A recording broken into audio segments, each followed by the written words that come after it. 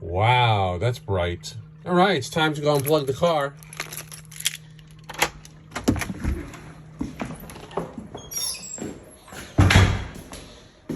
What time is it? I think it's like 7 a.m.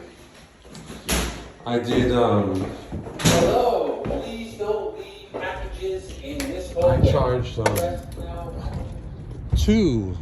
I charged, two of my 3 cars last night.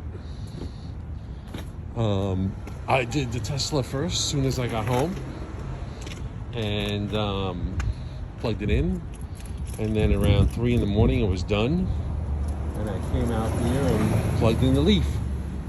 I plugged in and charged this Leaf 2 days ago, so that one's all charged up, and now I can unplug this guy.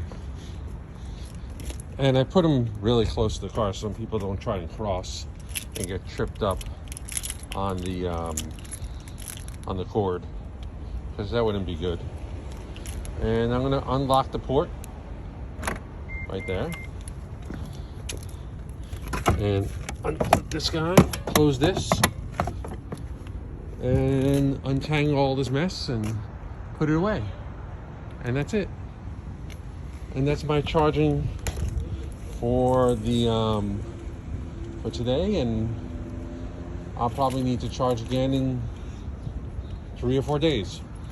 I plug in the Tesla like once every 3 or 4 days, but I only charge it like 50%. I usually plug it in when it's at like 30% left, and I charge it up to 85%. And that's it. I hope the price of your gasoline doesn't go up too high, and you should consider switching to an electric vehicle, because it's really, really cheap to run. With this car, I get anywhere from 250 to 320 miles range, and it costs $15 to fill up. But I went to a car show yesterday, and the guy there told me he was paying half as much for electricity than I pay here in Jersey City.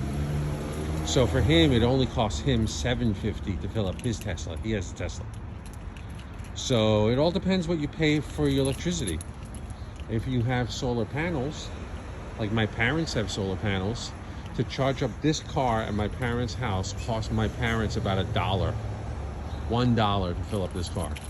So you have to consider that. This car is almost 2 years old, and the only maintenance I've done so far is rotate the tires twice and 1 gallon of wiper fluid. That's the only maintenance in 2 years. It's pretty good. Have a good one. Talk to you later. Bye.